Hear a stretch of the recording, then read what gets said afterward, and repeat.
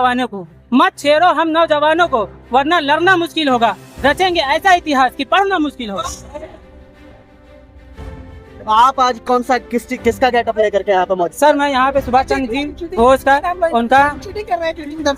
उनका मैं परछाई बनकर मैं यहाँ पे आया हूँ। तो आपके हिसाब से जो धर्मेंद्र प्रधान का इस्तीफा हुआ है वो और पहले हो जाना चाहिए था, तो उसके बाद अब किसका इस्तीफे की आप सोचेंगे? देखिए अब इनका तो हो गया फैसला, अब इनके बाद अगर इन्हीं की तरह और कोई भी अगर ऐसी लापरवाही करता है तो उनका भी यही हाल होगा। और उसके बाद जैसे लोग कह रहे हैं नितिन गडकरी हो गए या फिर आपके प्रधानमंत्री मोदी जी हो गए, उनके बारे में आपकी क्या राय है? कोई सलाह है, मैसेज है? देखिए प्रधानमंत्री जो भी कर रहे हैं अगर देखा जाए तो सही ढंग से तो उनका भी इस्तीफा होना चाहिए। अच्छा, क्योंकि अगर हमारा देश का जब राजा ही सही से नहीं चल रहा है तो उनका जो नीचे उनके नीचे पद पे बैठे हुए हैं जैसे शिक्षा मंत्री है, गृह मंत्री, ये सब हैं, तो वो लोग कैसे ठीक होंगे? अगर हमारे देश के प्रधानमंत्री में अगर सब में हया है, अगर उनके अंदर एक एजुकेशन है, वो तो वही तो मैं कह रहा हूँ, अगर उनके अंदर एजुकेशन होता तो जितने भी जंतर मंतर के अंदर जो हमारे नौजवान स्टूडेंट भाइयों के साथ तानाशाह है।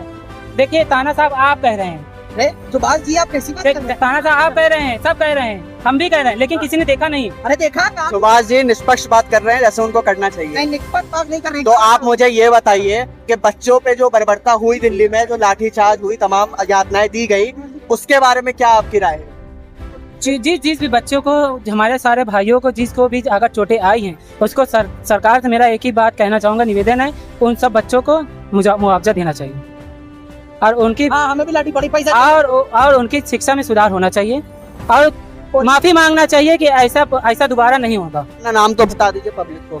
मेरा नाम रहमान शेख है। अच्छा, रहमान शेख।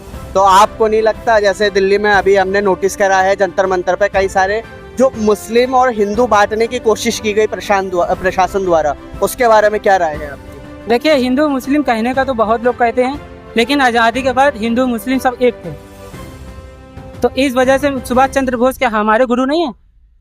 मैं उनका परछाई बन कर आया हूँ। मैं रहमान शेख इलाहाबादी, मैं भी तो आया हूँ, मैं उनका परछाई बन के आया हूँ। क्या मैं ममडन हो गया? मैं भी हिंदुस्तानी हूँ, किसी का बाप का हिंदुस्तान नहीं है। तो ये जो अब प्रोटेस्ट हो रहा है वो यहीं थम जाएगा कि ये अभी शुरुआत है?